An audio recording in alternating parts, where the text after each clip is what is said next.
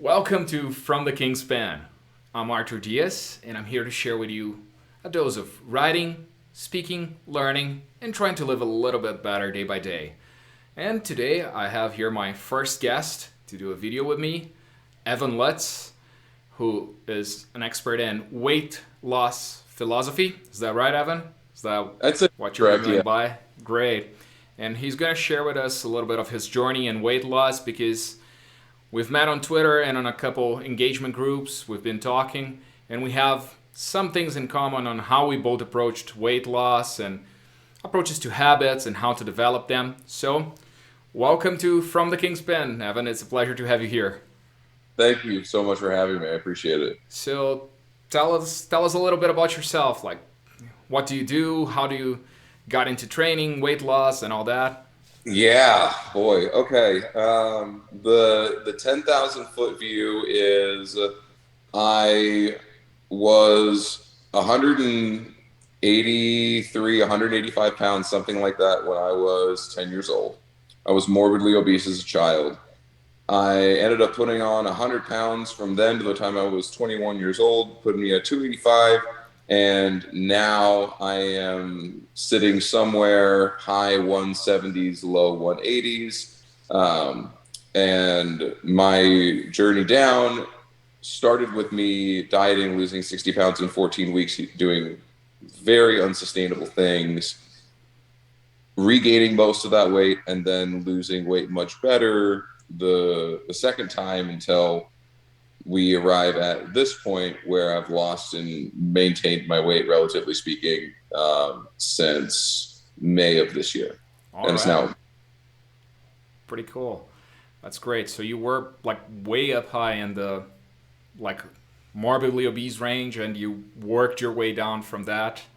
I would say I was probably morbidly obese. As far as I know, morbid obesity is classified at over 35% body fat over for men, over Yeah. 30% as obese.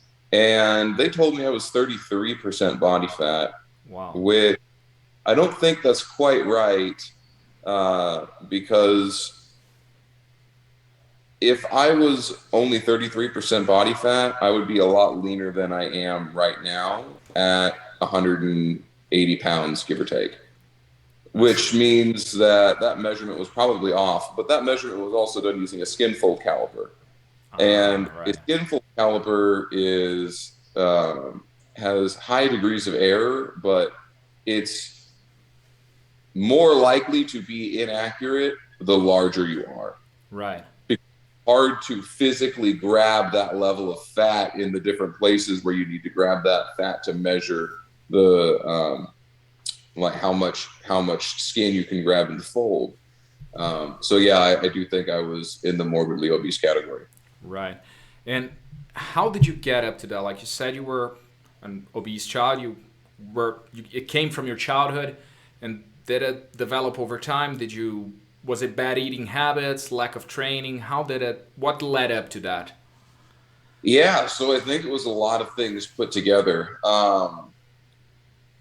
As is common with most people who deal with obesity in adulthood, not everybody was obese in high school, or if they were obese, they were not as obese as they were in high school. And that's typically because high schoolers tend to be more active than the rest of the general population. You're out with your friends, you're playing sports, you're walking everywhere because not everybody has a car.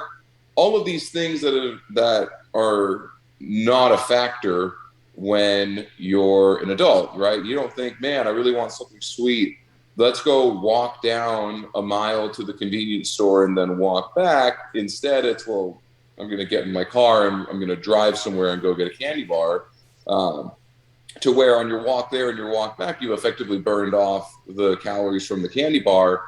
Where if you're driving there and driving back, you've essentially burned off none of the calories from the candy bar. You just plus now you've got the financial means in order to be able to afford the candy bar or two or three or six. There are a lot of factors in that sense that contribute to my moving less and less over time as I became an adult.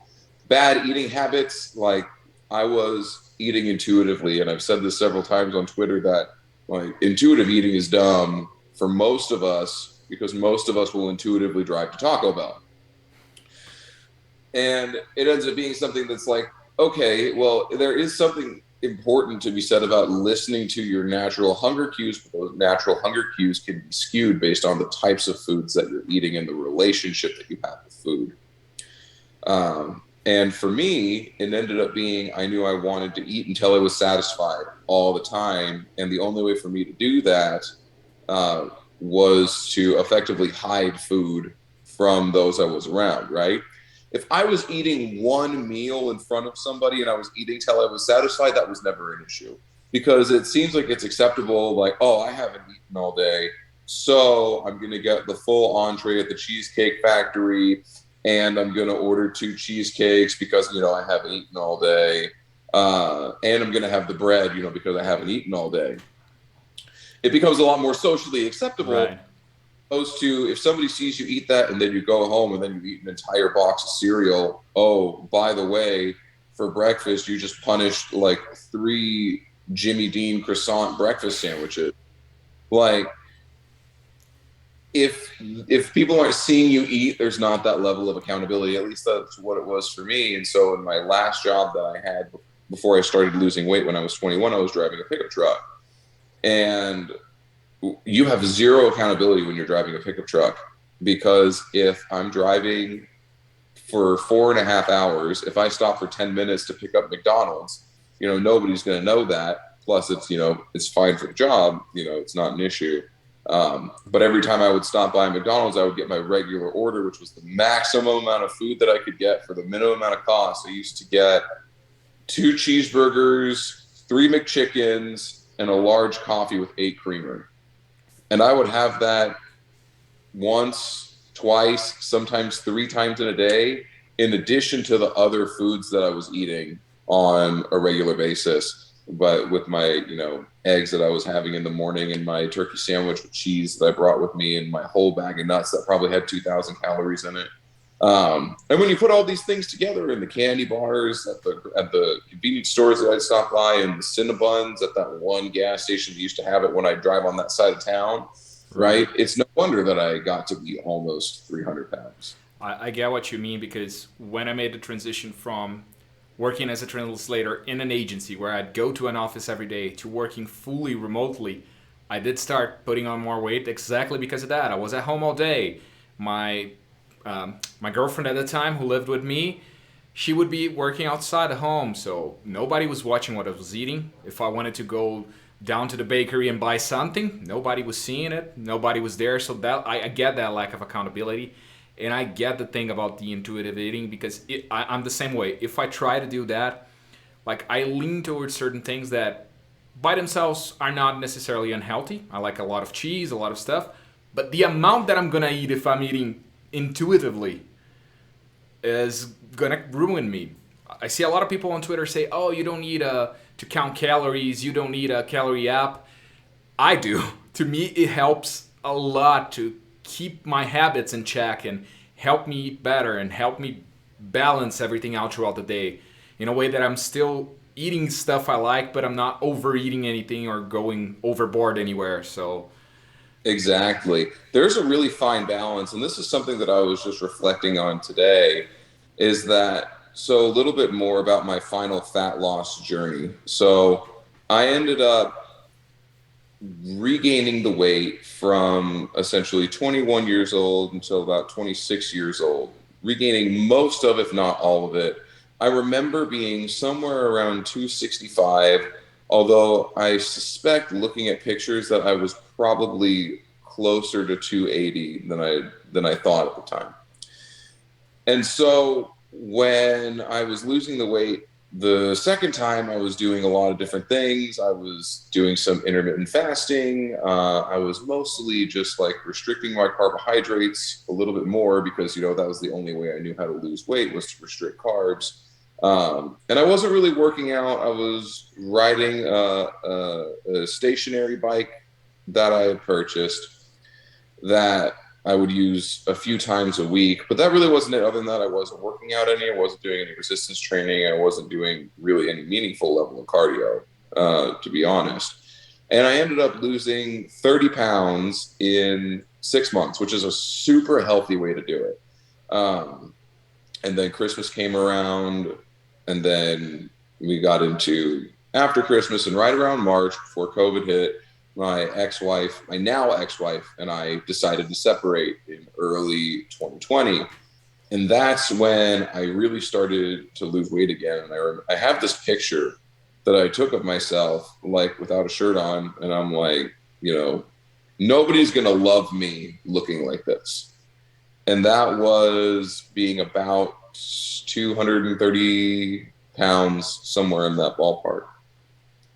And then I was slowly losing weight over the several months after that. Then I started playing volleyball once that opened back up, once COVID started to become less of a limiting factor. And then that's when I really started to lose weight, was with the combination of volleyball and intermittent fasting. And by putting those two things together, even without having really any other knowledge, I was able to lose a considerable amount of weight. I ended up losing like another 30 pounds, going from 230 down to 200 over the holiday season. I went and visited California with my family, and I ate so much chocolate and In-N-Out burger. And I was also like in a relationship at that time, so I was eating out more and things like that. And I ended up getting up to like 210. And then after we broke up, it was after St. Patrick's Day. I said, okay, well, you know what? This is my time that I'm going to do what I need to get in shape. And I started like researching again. Like this whole time I was always researching. I was always learning, trying to figure out what I needed to for myself. And that's when I found out Renaissance Periodization on YouTube. Dr. Mike Nisratel is amazing. I owe him so much. And I figured out how to put together my diet. I really learned how to structure my proteins, my fats, and my carbs. I learned about the satiety index of foods, that there are some foods that will make you feel more satiated. And of course, it's all highly individualized, but the satiety index can give you a pretty good indication of what foods to look for that might be good for you. And so I structured my diet, and for a while, I was on like a 1,700 calorie diet. I was losing, like, depending on my activity levels, like 2 to 3 pounds a week, which is faster than I should have been losing. But I was also resistance training, and I was getting ample amount of protein, so I was combating the effects of muscle loss as well. Right. And so for the average population, they say you don't want to go faster than 1%. If you know what you're doing, you can go 1.5%. You don't want to go a whole lot more than that. And quite frankly, your body's going to prevent you from going a whole lot more for an extended period of time. But my whole diet was, I would, in the morning, I'd have black coffee. I would have a pint of egg whites that I cooked on the stove with salt and pepper, and I'd eat it with salsa. And I would have 2 servings of raw almonds. All foods that are super high on the satiety index. It tastes great. Like, that's actually what I had for breakfast this morning. And it's fantastic, right? And it makes me feel full for hours. It doesn't leave me craving other foods. Like, that's my problem, is that, like, if I eat the wrong foods for me, and those foods might not be the wrong foods for other people, I might be full, but I won't be satisfied. And Right. for me, it's a very slippery slope because, again, almost 300 pounds, my body wants me to be 300 pounds. And so that was my breakfast. And then in the evening, like around dinner time, I would have 2 pieces of tilapia, 4 servings of steamed broccoli with sriracha, and 2 servings of plain oatmeal. And that's because I'm a senior citizen, because I live here in Florida. As God's waiting room. I actually enjoy my oatmeal plain. I can have my oatmeal 2 ways. I can have it with like peanut butter and maple syrup and cinnamon and just really deck it out. Or I can take it plain, and I'm okay either way. But if I just put a little bit of cinnamon in there, like it makes it worse than if it was plain. So I just don't. All right. Yeah, so I have my oatmeal plain when I do. And then that makes me feel full and satiated. And then for dinner, or I guess right before I go to bed, I would have 4 servings of 2% fat cottage cheese. And that was the 1,700 calorie diet that I was able to follow for quite some time. Once I got about 8 weeks in, which is about the maximum length of time that you would want to do like a mini cut where you're going faster than 1%, I hit the wall and I was just like, I can't do this anymore. I remember I actually reached out to a friend, multiple friends. I was like, look, I don't know what I'm going to do. Like, I feel like I need to increase my calories, but I was like afraid that I wasn't going to continue to lose weight. And then we talked about it, and logically, I had looked at it. I'm like, I'm losing 2 to 3 pounds a week, which means that if I add 500 calories a day, that'll put me on track to lose 1 to 2 pounds a week. And so I added 500 calories in my diet, and then I still continued to lose 2 to 3 pounds a week. You know why? Because turns out when you're that run down and that low on energy, when you add a little bit more food and you're already in like the fitness mindset of doing as much as you can, boom, your activity takes off because you feel better. And all of a sudden you're running longer distances, you're walking more steps in a day, and life's getting better. So it's like you can only push the system so far until it hits its limits. So it's like, if I like in the way that I did that when I was 300 pounds, eating almost 1,000 calories a day, like it was completely unsustainable. And then in the same fashion, I essentially hit the wall. I remember I got so sick because I was doing keto and I hadn't had any substantial form of starch or carbohydrates in like 12 weeks. I got so physically sick that I said, well, I don't think the problem is my diet because I was told this is what I'm supposed to do. Oh. But you know what? I'm going to try and eat some carbs. And if I'm not better by the morning, I'll go to the doctor. And I had a small bowl of yogurt and granola, like 1 serving of each. And I will tell you what, nothing has ever tasted as good to anybody as that small bowl of yogurt and granola did to me. Because your body at that point was like dying for it. Right. And I woke up and I felt like literally a brand new man. Like, I can't even explain it to you. Like, I remember being lightheaded was how I operated. That's how I knew that I was losing weight. Wow. Was because I was lightheaded. And I remember my coach said, yeah, just tighten your abs if you feel lightheaded, and then it'll take the blood out of your head and then you'll feel better. And so that's what I did. I would just perpetually tighten my abs so that I could continue the diet. And I remember there was one time I went to go have breakfast with a friend while I was on that diet. I was about halfway through, 6 weeks in, something like that. And I remember I was like, okay, well, I'm just going to get an omelet with cheese and some spinach from IHOP where we were going. And that was going to be my thing. It's like, okay, well, that's essentially what I have at home for breakfast. And I went there and they put onions in the omelet. And I remember eating the omelet, and I remember because I had just a small amount of onion in the omelet, that was enough for my lightheadedness to go away. And I remember feeling like it was wrong of me to not feel lightheaded. And so I remember running extra hard that day because I had the extra energy because I ate the onion. And I remember running hard enough that eventually my lightheadedness came back, and then I felt better about the situation. I see. So it's like we can fall into some really unhealthy diets or habits when it comes to dieting if we're not careful. yeah, because the whole thing is that it has to be something sustainable, right? Otherwise, Right. you're just it's gonna be very easy to lose the weight then gain it back because you're not gonna be able to continue doing what you started doing. It's gonna be Exactly. very hard to keep up with that, if not impossible. Yeah. No, I mean, I totally agree. And there's a balance to be had because I'm also not the kind of person who says for myself, let alone anybody else, that you need to be eating exactly what you're going to eat for the rest of your life on a diet. Like for some people, that's not possible. Like for me, like I'm not going to say that I'm never going to have pizza again in my life. That would be absurd, right? but I am going to say that for me, like while I'm on a diet, or the times in my life that I'm dieting are the times in my life that I'm not going to be eating the pizza, right?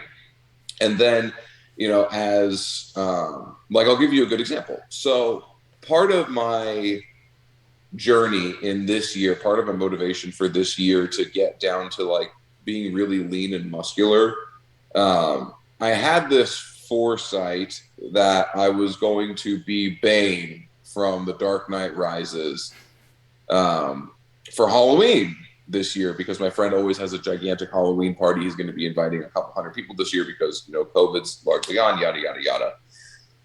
So I was going to be Bane. So like inside of our group, my weight loss journey has been the process of Baneification. And so for me, like I'm now going to get down to the point where it's like, okay, well, like, I let my foot off the gas a little bit. I was eating more of the foods that like I like. I discovered like, low calorie dense foods that I was able to make that taste really good, like artificial sweetener, egg white French toast, protein ice cream, stuff like that. But now I got to the point that I was starting to actually put on weight, even eating those super low calorie dense foods, because like my body's interesting that way, and I can overeat on anything that's delicious enough. So I just need to be eating less delicious foods, going to cut back on the body fat for a little bit, prioritize my deadlift, and go from there. But like when the Halloween party comes around, like you better believe like there's going to be no constraints. I'm going to eat everything that I want to eat at the Halloween party, and it's going to be fantastic. Um, and then after that, like, I'll probably just take a few days where I cut back on the calories, and everything will, all come out in the wash. But I mean, it's like, I don't know how normal people live their lives. I don't know what a normal person who doesn't deal with having been formerly morbidly obese, I don't know how they do things. Like, I'm sure for most people, it's not an issue. They could be like, yeah, it's Thanksgiving. Like, oh, I'm going to eat until I'm full. God, I'm so stuffed, I can't eat another bite. It's like, if I'm going to eat to the point that I cannot eat another bite, it's because there's literally already food in my esophagus. Like, that's the only way for me to be like, yeah, I can't eat another bite, quote unquote. That's a foreign concept to me. If it's delicious, like another bite will be had. I Like get that. there's no concern about it, and or until I feel the social pressure to stop eating. I get you bring up two interesting points there, which is one that it's any journey that you're going to have with either weight loss or weight gain or with your fitness and health in general, it's a marathon. It's not a sprint. It's not one day that's going to kill you. It's a week. It's a month. It's 6 months of a bad habit. And that's very important to have in mind, not to get into that paranoid state of, oh my God, I can't eat this. I remember when I first started dieting seriously and going to the gym seriously, a friend of mine who's actually a bodybuilder invited me to go eat with him in an Indian restaurant. And I was super scared of ordering anything. And he was like, dude, you're training 4 times a week. You're eating right 7 days a week. It's not one day one meal that's gonna destroy everything. And the other important thing that you said is that you need to understand what works for you. Correct. You have that experience, you have that fear. I also have my fears of regaining weight. I've been needing to adjust my calorie intake and raise it up a little, and I'm always terrified of doing that because Yeah. I know how easy it is for me to get into certain habits with certain foods. Yep. So, but it's different for everyone. There's people who are trying to gain weight and they can't. There's people who are trying to lose weight and have difficulties. You have to figure out step by step. You're going to have to research. You're going to have to listen to people like Evan here or other coaches or stuff. But you're going to, at the end of the day, have to understand your body, your impulses, your needs. Exactly. I think it's true for everybody that the very best thing that you can do for your long-term fitness success is to be the foremost scientist on yourself. If you know as much about you as possible, then you can be in the most control of your situation. And that's what it really comes down to, is being able to control your own situation. And you might be somebody like me where like I know that I'm very much okay to be around foods that I'm like not going to eat on a diet. And that doesn't bother me so long as I don't start. And there are there are a lot, it's almost like an addictive tendency. I don't like the term food addiction personally because I've seen addiction, like real addiction to things like hard drugs and alcohol that have truly ruined people's lives. And for me, it's like, well, that's not appropriate to call a food addiction an addiction because, like, I've struggled with food as much as just about anybody on this planet, and I never once failed to provide for my family because of it, right? Um, but we have those types of addictive tendencies, and just like with somebody who struggles with a real addiction to alcohol, it's a lot easier to not start than it is to have a one drink and stop. Yeah. Right? That's the difference. And for me, with certain foods, those are trigger foods, those are binge foods. And it's like sometimes I'm going to go into an environment and anticipate that I'm going to enjoy whatever it is that I'm going to enjoy. I'm going to eat the pizza until I'm full or whatever else. But that needs to be planned and that needs to be thought out, and it can't be done haphazardly for me. And if it's true for me, then it might also be true for you as well. But everybody needs to know the strategy that's going to end up ultimately working for them long term. And then, really, the way that I look at it is there are two things at play. One, if you've lost the weight, then you have the tools and the knowledge available to be able to lose the weight again if you need to. And the second thing is by being accountable to yourself, you can catch that before it becomes a serious problem. Right? Yeah. And if you put those two things together, it's like people say, oh, it's yo-yo dieting. It's like, is it really yo-yo dieting if 180 is healthy for you and when you get up to 185 you take a couple of weeks and then drop back down to 180? Is that really yo-yo dieting? Or is yo-yo dieting when you go from 180 to 230 and back to 180? Right. And I would much rather be in a position where I can fluctuate and maintain my body weight close to where I want to be, and then maybe have to diet a little more frequently than I would be to get up to a super high body fat percentage and then have to lose the weight again. Because like it's very mentally challenging for me to see my body be softer. Like I don't want to look back on pictures of the good days. Like I want the good days to be right now. Like and I want that, and I want those, and I want that to forever be the good days. And a lot of that's down to like lifestyle habits, because boy, if you don't continue doing the cardio and levels of activity that you did to lose the weight, then it's going to be really easy to not maintain that physique. Right. Like you take a look at like a lot of those, like the fitness icons on Twitter, the ones who have like pristine physiques, boy, they're doing a lot of activity, and they continue to do a lot of activity, even though they eat a lot of really amazing food. And that's because of the fact that they do a lot of activity. Yeah. I always look at Mark Lubliner.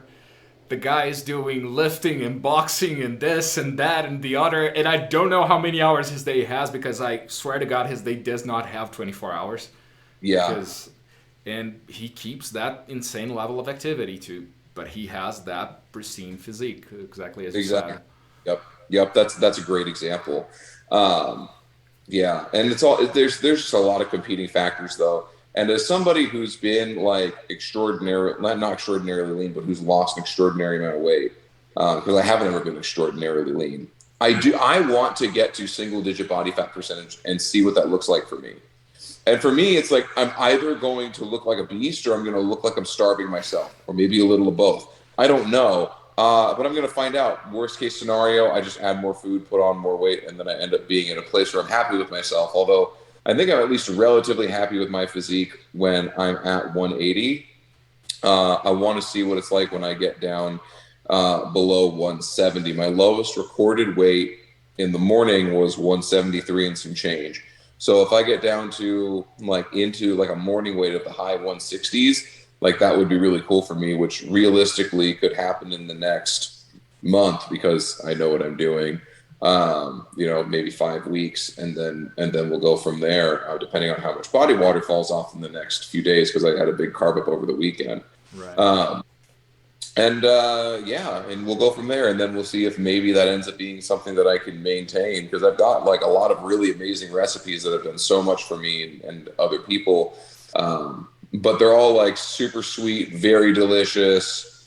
Like they're not hyper palatable foods. They're super low calorie dense, and they use a lot of artificial sweeteners, which is fantastic, and I highly recommend them. But for me, like I can abuse a great thing when it comes to food. Right. So I just need to be very particular about my diet. And so this time we're gonna go back down to what was like my previous best and a little beyond.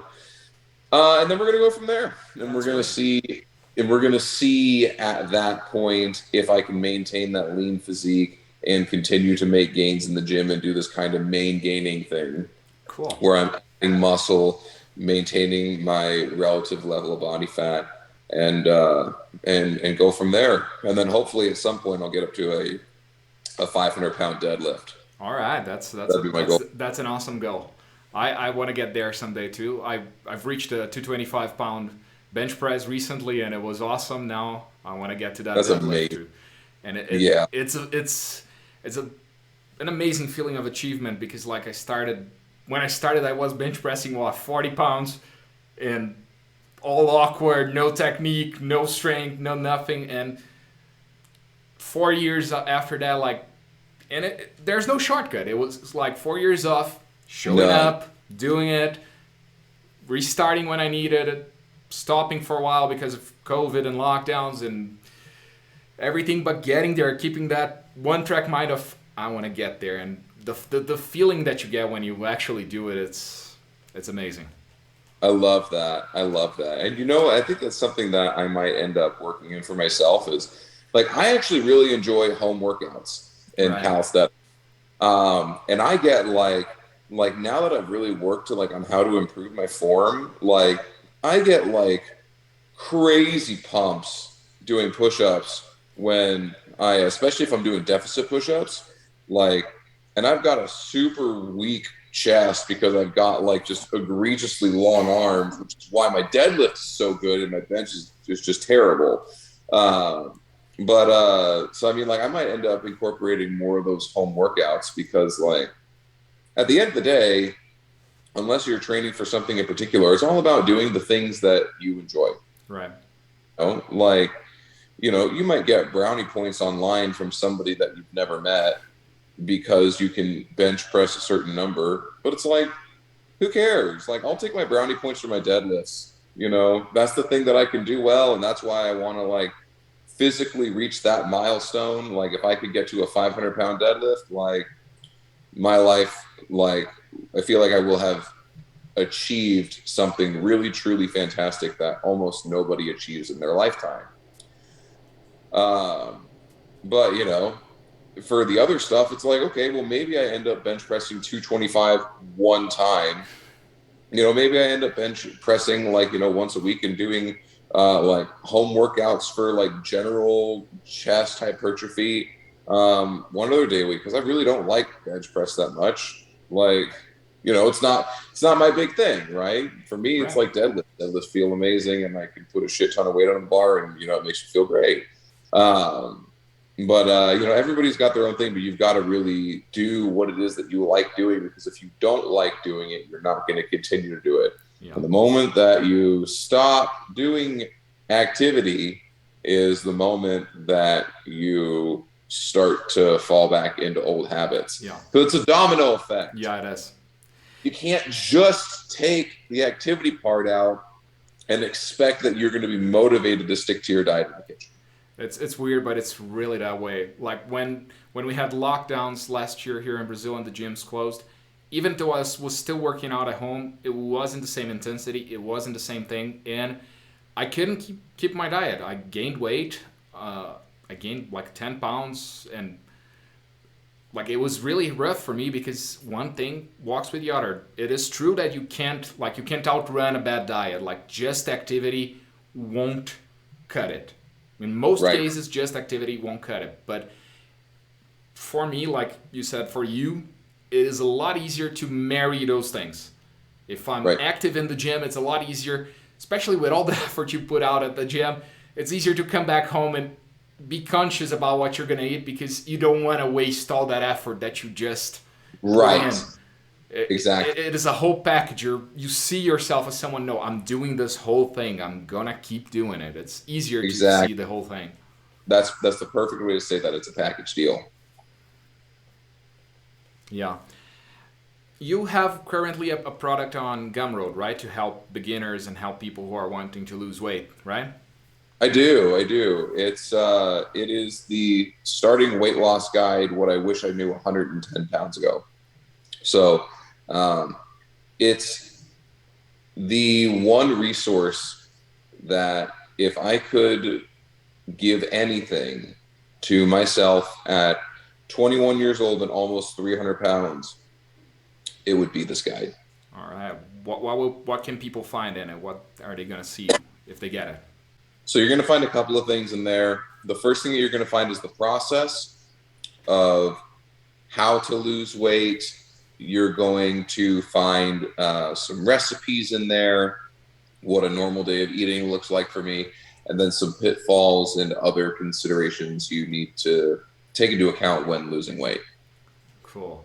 I'm going to have the link here in the description for the video so people can find it and check it out. I highly recommend it because I've been following you for a while on Twitter, and I know you put in the work, you show the work, you show what you're doing, and you can help a lot of people with that. So before we end it, what would be the one advice you would give to someone who wants to start losing weight today, who wants to start on that journey, besides getting your product on Gumroad? Yeah, no, it's two-part. And this is really this is coming straight out of the guide. It's the first thing is going to be to lose weight slowly, and the second part is going to be to start. Because if you never take the first step, you're never going to figure out what works and what doesn't. And it's important that you don't try to lose weight too quickly, because it's just like you said, it's a marathon, not a sprint. Exactly. And if you were to open up a marathon with a sprint, you would very quickly fail. And so it's important to know that this is going to take a long time. And in fact, using my method, what I advise people to do takes literally twice as long, as well as being slower, than it does for normal weight loss. But there's a lot of scientific reasoning behind that. So the key takeaway is lose weight slowly, don't be in a rush, and remember that the goal is not to be fit in 10 weeks. The goal is to be healthy in 20 years. That's a great way to put it. Evan, how can people find you on Twitter? You can find me on Twitter at LutzFit, LutzFit, all one word. All right. I'm also going to add that on the description. Thank you very much for joining me. It was great to have this conversation. It was an honor to have you as my first guest here on this YouTube channel. So thank you very much. Thank you. It was an honor to be here. So this has been Arthur from the King's Pen, and I'll see you next time with more doses of insights from the King's Pen.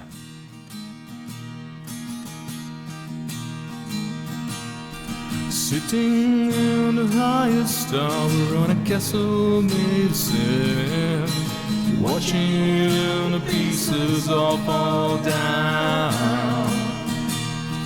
I don't own a throne, no, I don't even own a crown. I just just sit and I watch it all fall down. Sitting here, it gives me the time to take the time and I'll make the time to pick the pieces from my